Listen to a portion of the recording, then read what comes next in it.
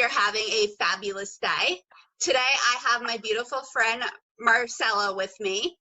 We are going to be doing the chronic illness community tag, which was created by Izzy and Georgina. I will have the link to their videos and their channels in the descriptions. So it's just going to be a question answer style video. So I'm going to be asking questions and then we're both going to answer them. So the first question is, what illnesses do you have? And I'll start off by giving you guys my list, which is in previous videos as well. Ulcerative colitis, lupus, Ehlers-Danlos syndrome, hypergenic postural orthostatic tachycardia syndrome, mast cell activation disorder, gastroparesis, dystonia, non-epileptic absent seizures, and hereditary hemoglobin telangiectasia. Hi guys, my name is Maricela. I'm 23 years old and I deal with systemic lupus. I got diagnosed by the age of 10, so I've had it for about 13 years now, and I also deal with absent seizures. This is something that affected my life when I was around 12, and I've had that ever since then.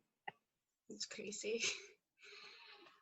All right, the next question is, do you have any funny stories? So the only one that comes to mind, because I was having a hard time remembering funny stories. I know I have tons of them, but it's always when you're trying to remember that you have a problem. So the one time that comes to mind for me is when my abdomen had swelled up a lot. One of my doctors, my primary care physician at the time, had said, "Oh, well, your stomach's just swollen because you have a bad attitude." So my response, of course, was, "Well, then why doesn't my brother have a swollen stomach? He's a teenager and his attitude stinks, and so do a bunch of teenagers." So my logic is, if your stomach swells from your attitude, all teenagers should have a swollen stomach. Yes. Probably the funniest story was when I was about 11, I was getting chemo through a port, which was kind of right here on the side. And there was a trainee nurse. You could tell that she hadn't been a nurse for too long. And she was trying to help me get the big port wire out. Because if you guys have never seen one, it kind of looks like one of those extension cords that you plug into the wall, except this had 3 big needles. And that's how it went inside me. And so the nurse was trying to help me get it out, because for those of you who've been in the hospital, that horrible tape that they put on you hurts when they're trying to take it off. She was trying her best to get it off, but she ended up going back for more baby oil, and she tripped, and it pulled the port completely out. And it was one of those rush things where in the moment, but it shocks you so bad that you start laughing. So this poor nurse was so scared, she thought she hurt me, so she was crawling on the floor, and she was terrified. And my mom just looked at me, and I'm laughing because it was such an instant rush. And this nurse got so scared she was crying, and I told her, "It's okay, I'm fine." So it felt like I was a nurse for a minute there instead of the patient. Yes, I've had a lot of situations like that where I'm you know what, it's okay, guys, we've got this, and they're "Oh my gosh," freaking out a little. I think because we get used to some of the stuff. Exactly. All right, if you could go back and tell yourself something, what would you tell yourself? I would say, live life to the best of your ability where you are now. Don't wait till you have a certain standard of health or that you improve to a certain degree. Don't stop dreaming just because you're sick. You can still have the same dreams. You just need to be creative in getting there. And lastly, it took me a really, really long time to get diagnosed. I got sick around the age of 6 and didn't get my official diagnosis till I was 19. So I would tell myself that I wasn't crazy. The road to diagnosis will be an extremely long one, but eventually you'll have a reason for all your symptoms. Yes, exactly. When I was in 5th grade, I had just came out of the hospital. I was in the hospital for a long time because I was very ill. And those of you who have lupus or have dealt with chemo and steroids, it really makes you retain water in your face. And it made me very, very puffy. So being in 5th grade, I got bullied really bad. A lot of guys and girls would make fun of me. I got called chipmunk face. Even some teachers called me some names, which is pretty sad. I had a teacher call me koala bear because the steroids also made me gain a lot of hair. I had hair right here, really thick eyebrows. So I looked horrible.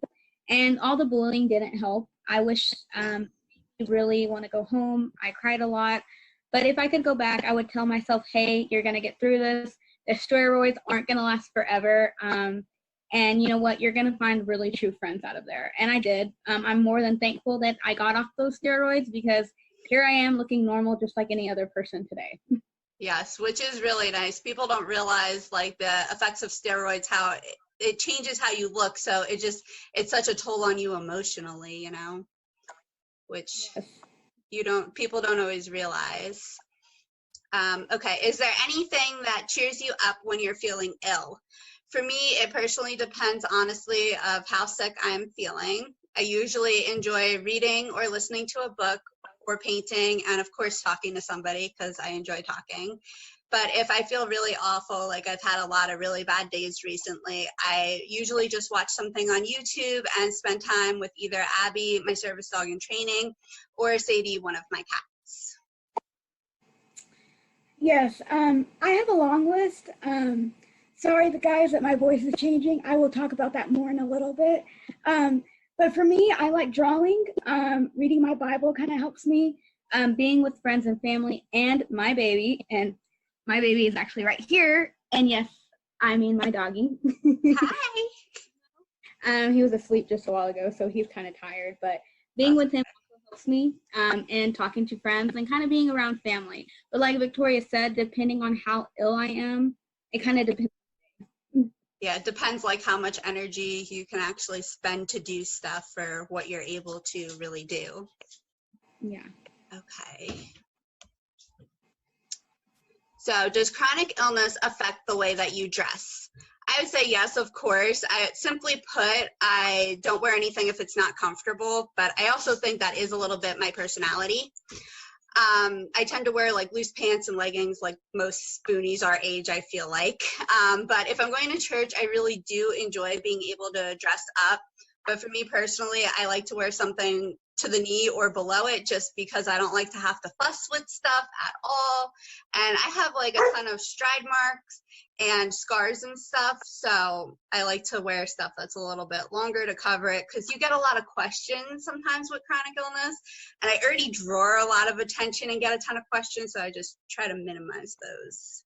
Let me let Abby out of my room. Somebody just locked her in here, and I will edit that out. I'm really sorry. No, you're fine. For me, kind of like Victoria said, it depends. I don't have that much trouble with getting dressed or anything. I want to wear something a little bit more dressy, like to work. It's easy for me with like leggings. I can't really do like heels or something like fancy boots, because my lupus does affect my arthritis sometimes, and I get very tired easily. So I'm always cool with wearing joggers and something loose, like a comfy shirt. That's mainly my kind of opinion on getting dressed.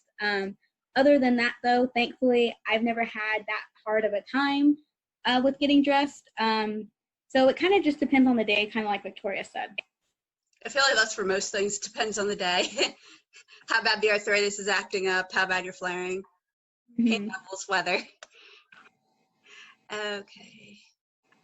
All right, and then the last thing that we were just going to talk about are like a couple of the medications that we're on. We're not going to be talking about every single medicine that we're on, just kind of like general meds that both of us have been on, mainly for lupus and a couple seizure things, mainly to raise awareness. But please keep in mind that every person with chronic illness is completely different. What works for me or Marcella and what works for your neighbor down the road is going to be 100% different. So don't think just because, oh, well, they take it, that it's a good fit for you or somebody that you know. So just keep that in mind. Exactly. With me, guys, like I said, I have lupus and seizures. So with the lupus medication, I know for a fact that me and Victoria both have to take Plaquenil. It's like a common medicine in lupus, but like Victoria said, that doesn't mean everyone with lupus takes it. I take this probably just one tablet once a day. It's about 200 milligrams. Since I recently had a flare in my lupus, I got put back on chemo. But this is pill form. This is Michael. And this is a little bit tough on my body, I'm not going to lie. It's 500 milligrams, and I'm taking 3 tablets twice a day. So that is a lot for me. So sometimes I have to also take medication for my stomach because it can really hurt my stomach. And let's just say I sometimes have to spend a lot of time in the restroom. Then again, like I said, this is kind of a cheaper version of Cellcept. You guys have not heard of that before. That's a common chemo medication. And it's also an immunosuppressant. Yes, exactly. I'm also on a lot of seizure medication. Like I said earlier, guys, if you notice that my voice kind of changed, I have a VNS put in me, which is kind of like a pacemaker, but this is more for seizures. What it does, it's like a strong wire that connects all the way up to my brain.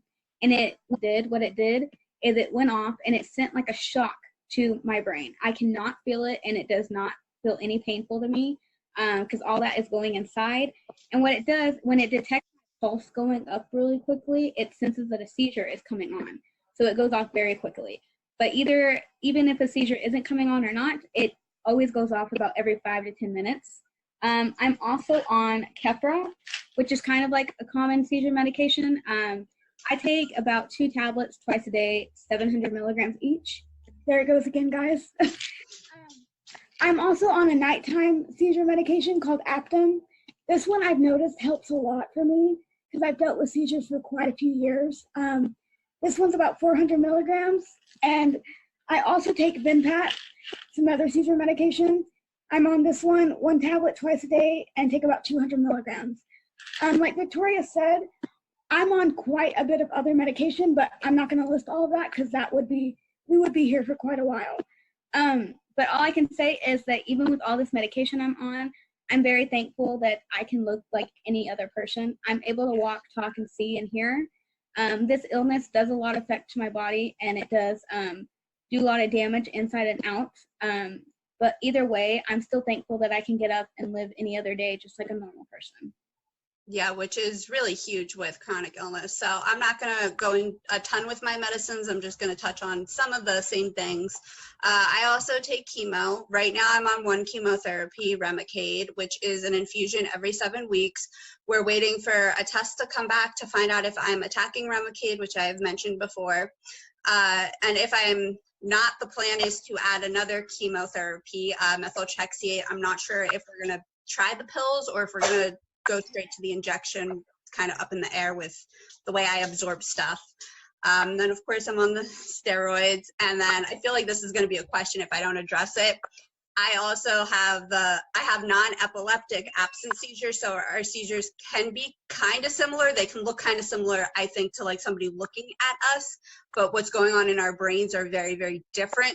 So actually there's no medication to treat the type of seizures that I have been having, so I'm not on seizure medicine. But like Marcella said, I'm on tons of other medications, but I'm not going to mention them all. But if you have specific questions, especially for me, feel free to leave them in the comments about any of my meds that might be helpful for you for whatever reason. I guess if anyone has any other questions about me, let me know, and I could tell you if anyone leaves comments or anything. Or questions in the, all right. So thank you guys so much for watching. Please subscribe and leave us any comments or questions in the comment section below, and we will see you soon. Thanks. Bye.